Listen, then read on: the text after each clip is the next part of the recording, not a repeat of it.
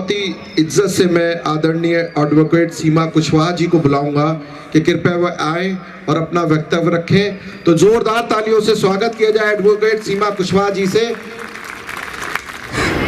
मंच पर आसीन सभी बुद्धिजीवी वर्ग के लोगों को मेरा धन्यवाद एवं नमस्कार।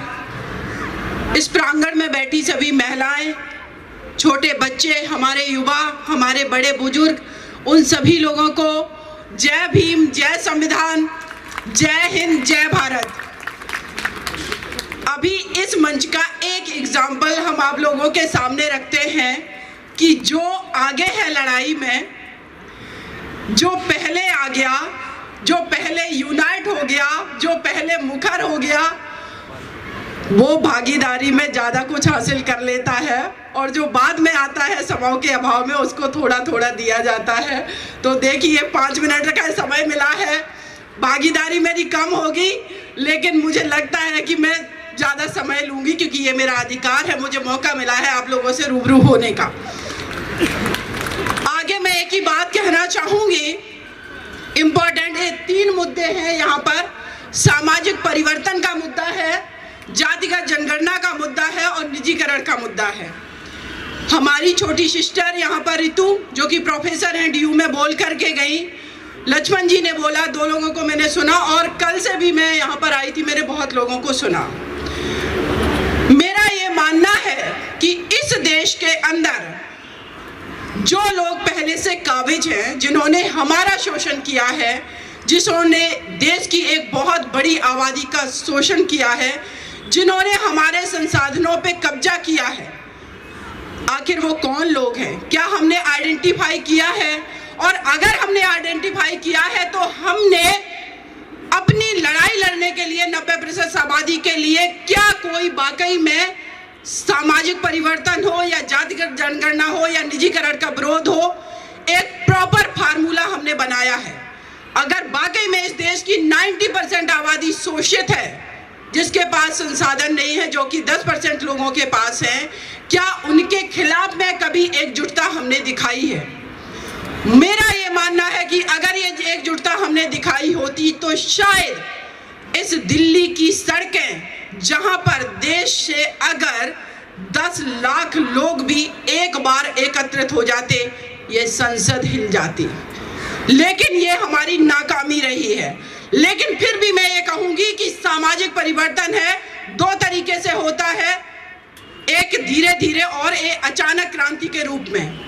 अगर क्रांति की बात करें तो बाबा भीमराव अंबेडकर साहब ने जो क्रांति का बिगुल बजाया था इस्तीफा दे करके कि मुझे शासन सत्ता का हिस्सेदार नहीं बनना है, क्योंकि मेरा व्यक्तिगत हित सेकेंडरी है, मेरे देश के लोगों का, शोषित पीड़ित लोगों का हित सर्वोपरि है।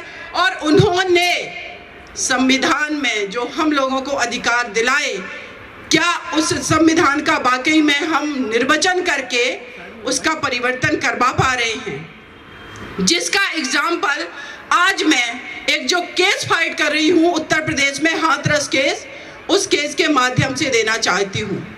संविधान ने अधिकार दिए हमें कि इस देश के अंदर अस्पृश्यता लागू नहीं होगी, कानून बना दिया गया, लेकिन उस बेटी को रात के समय ये मैसेज दिया गया देश में आधी रात को जला करके कि आप हमारे लिए अभी भी अछूत हैं, हम आपकी गरिमा को ऐसे ही भंग करेंगे, आपके घर की बेटियों के साथ बलात्कार करेंगे। और ये प्रशासन, उत्तर प्रदेश के जो चीफ मिनिस्टर बैठे हैं, अपने आप को योगी कहते, मैं उस बाबा को योगी नहीं मानती हूँ, उस बाबा को, वो सिर्फ एक मुख्यमंत्री बनकर के बैठा हुआ है। और ये आज इस मंच से मैं ये कहती हूँ कि आज मेरी लड़ाई कोर्ट कचहरी में डायरेक्ट उत्तर प्रदेश के चीफ मिनिस्टर से है। ये लड़ाई में कल परसों एक छोटी सी लड़ाई जीती है। वो लड़ाई ये थी कि उत्तर प्रदेश में जब रात के समय 2:30 बजे उस बेटी को इन्होंने जबरदस्ती कैरोसिन डाल करके जलाया था। मेरा मानना है कि वो बेटी सिर्फ एक मनीषा वाल्मीकि को नहीं जलाया था, इस देश की बहुजन आबादी की डिग्निटी को आप जला रहे थे। और वो आंदोलन वहां पर खड़ा हुआ ही था कि उत्तर प्रदेश के मुख्यमंत्री ने एक आश्वासन दिया, आपको एक सरकारी नौकरी, आपको एक आवास और आपको हम जमीन देंगे और केस को फास्ट ट्रैक करेंगे। ये लड़ाई पिछले 1 साल से हाई कोर्ट इलाहाबाद में मैं लड़ रही थी। जब मैंने कोर्ट के सामने ये पक्ष रखा कि अगर विवेक तिवारी हत्याकांड होता है तो आप 1 सप्ताह के अंदर 40 लाख रुपए देते हो, सेकंड क्लास ऑफिसर की नौकरी देते हो और साथ ही साथ उनको मकान देते हो, लेकिन इस परिवार को क्यों नहीं दे रहे? तो उत्तर प्रदेश के जो मुख्यमंत्री हैं उनके तरफ से उनके जो रिप्रेजेंटेटिव वकील हैं जो कि सुप्रीम कोर्ट में वकालत करते हैं, यहाँ पर additional solicitor general of India S Raju कहते हैं उनको बोलिए जो 1.5 बीघा जमीन आपको दी गई थी, हमारा बहुत बड़ा तबका जिसका पास ना जमीन है ना घर है, अगर घर है तो नालियां उनके किनारे बह रही हैं। देश में गंदे से गंदे जगह पर हमारे देश के वाल्मीकि समाज को रखा जाता है और हाथरस का परिवार वाल्मीकि समाज से आता है। तो उनका कहना है कि पहले वो 1.5 बीघे जमीन को सरेंडर करिए। तो मेरा कहना था उत्तर प्रदेश का मुख्यमंत्री क्या भिखारी है जो दलित परिवार को जो आज से 10 साल पहले जमीन अलॉट हुई थी उसको वापस चाहिए? आप बोलिए ना, आप कोर्ट में बोलिए ना, आप सार्वजनिक मंच पर बोलिए ना कि हाँ हमारा ये राजनीतिक स्टैंड था और हम इस परिवार को कुछ नहीं देंगे, फिर हम अपना आंदोलन खड़ा करेंगे।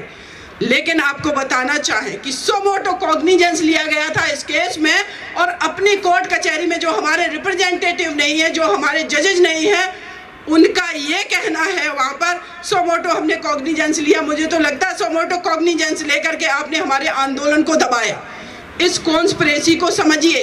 ये कोर्ट कचहरी में बैठे जो जजेज हैं, ये सार्वजनिक मंच से बोल रही हूँ, मुझे पता है कि ये कंटेम्प्ट ऑफ कोर्ट का भी मैटर हो सकता है। तो मैं कहती हूँ ना, बाबा साहब भीमराव अंबेडकर जी ने अगर देश की युवाओं की, देश के हित के लोगों की लड़ाई के लिए, शोषित पीड़ित वंचित की लड़ाई के 90% लोगों के लिए एक पद त्याग दिया था, तो उनकी आगे आने वाली पीढ़ी, ये ऋतु जैसी बेटियां, ये सीमा कुशवाहा जैसी बेटियां और तमाम यूथ हथकड़ियां पहनने के लिए तैयार खड़े हैं।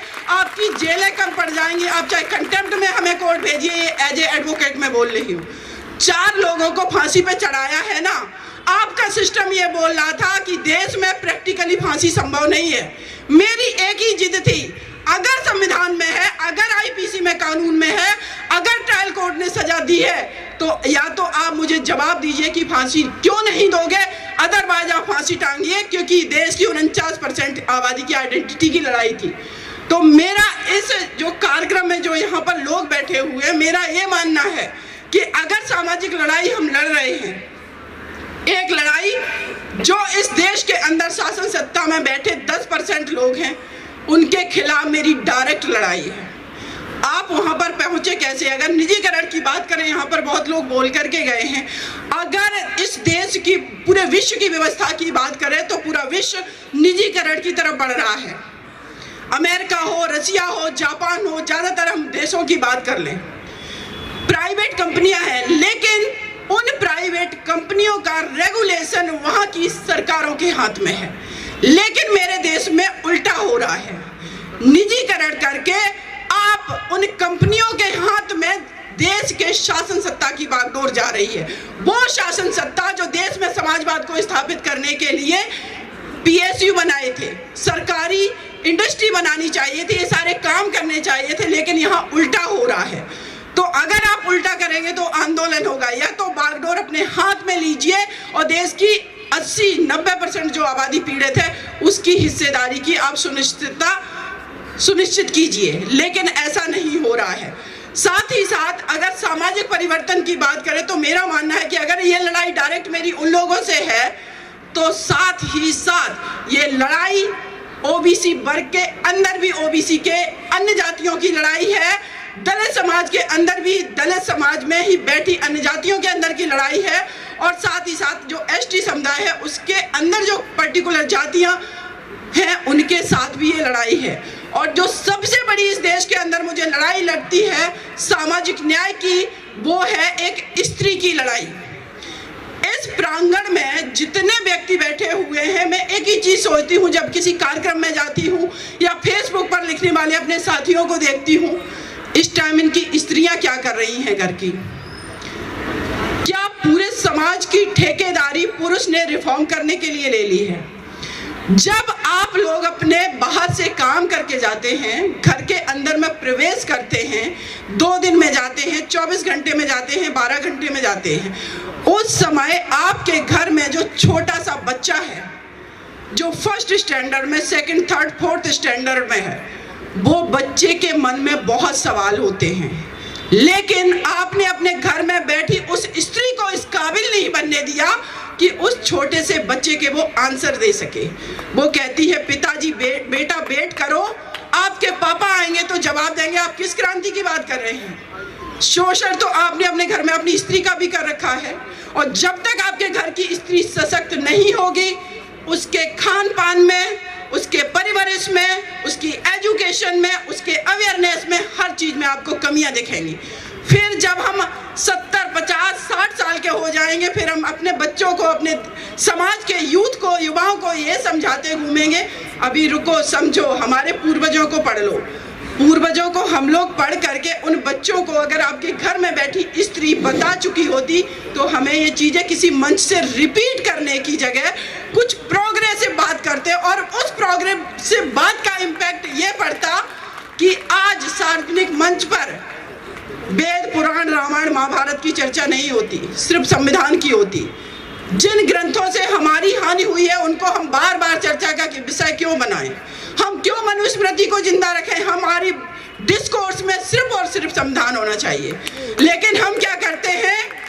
एक मनुस्मृति जिसने स्थापित करने की कोशिश की समाज में कुछ लोगों ने, जिस दिन हमारे चर्चा डिस्कोर्स का ये विषय बंद हो जाएगा, हमारे बच्चों को ये नहीं पता होगा कि ऐसा कोई ग्रंथ भी था। जिसको आपको चर्चा से बाहर करना है, जिसको आपको एक्सेप्टेंस खत्म करनी है, उसके बारे में चर्चा बंद कर दीजिए। तो मेरा ये मानना है कि जिस दिन ये चर्चा बंद होगी, उस दिन अपने आप ये चीजें खत्म होंगी और हमारे बच्चे इक्वलिटी की बात करेंगे।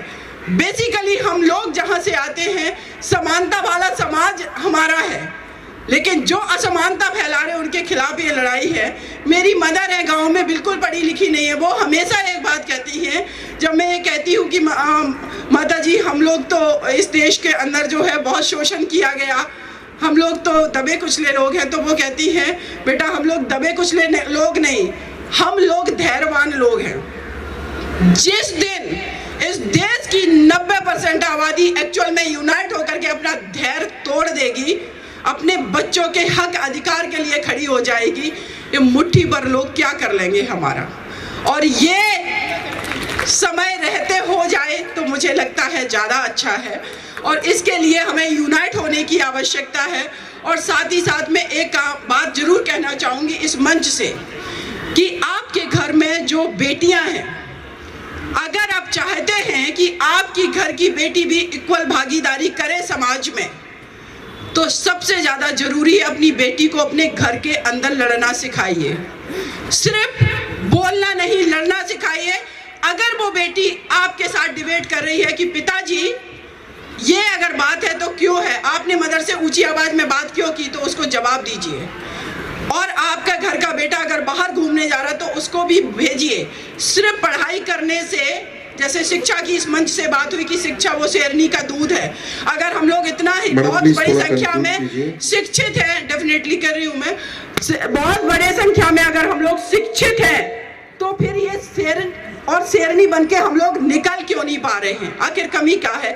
इसका जो बड़ा कारण मुझे समझ में आता है वो ये है कि हम अपने घर में अपनी बेटियों को लड़ना सिखाएं, जिससे घर के बाहर जब वो कभी निकले तो कोई भी एक पुरुष उसके साथ छेड़खानी करता है, वो वही जवाब दे करके आएगी।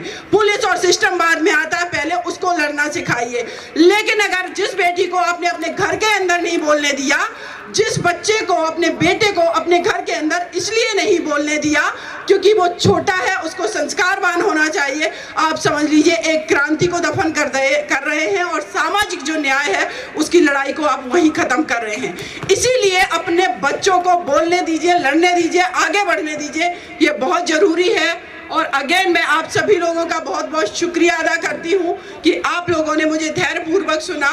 जय हिंद, जय भारत।